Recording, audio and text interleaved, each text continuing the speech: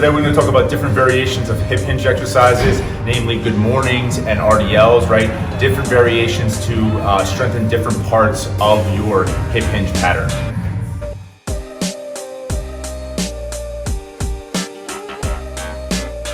What's up everyone, I'm Jesse Rosari, founder of JDI Barbell here in New York, New York. We're gonna go over 3 different variations of a hip hinge pattern, okay? So we're gonna go over a regular good morning with a straight barbell. We're gonna go over a good morning with a safety squat bar, and we're gonna go over a good morning or an RDL just holding a heavy kettlebell or dumbbell.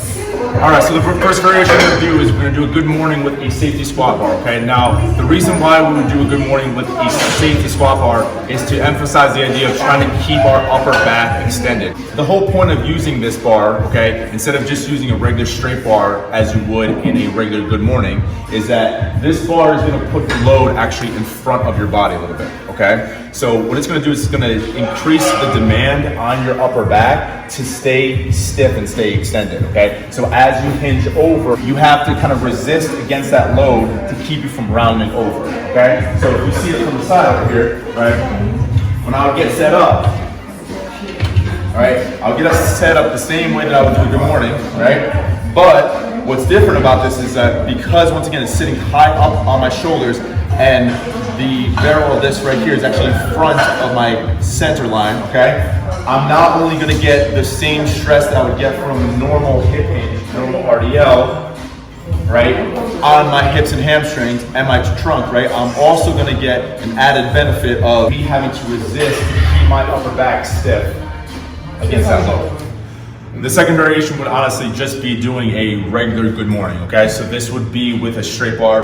This is different from doing a RDL where I'm holding that weight in front, okay? Because I can keep the barbell closer to my center so I can actually kind of stress my trunk a bit more that way, okay? When you have a weight in front over here, right?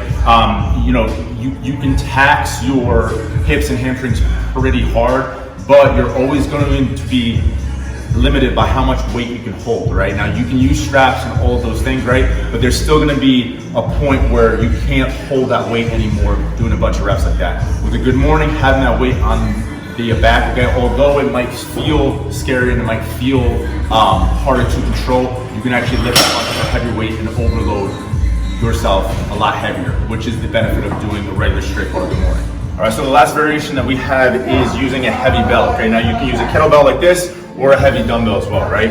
Now, the idea of why we're using this, okay, is that because you're holding the bell in front, okay, you have to statically hold this, right? So this is going to be a little more taxing to your trunk, especially the heavier and the bigger that bell gets, right? Now, it doesn't really matter if you hug it like this, if you hold it up like this. Obviously, holding it here is gonna be a lot harder, okay? But you can hug it here. You're still gonna feel a lot more stress, a lot more strain, a lot more working of your interior trunk right here to actually keep you from dropping that weight, okay? Holding any kind of weight in front of your body is gonna tax those muscles a lot more, right? So instead of having the barbell in the back, like a good morning, okay?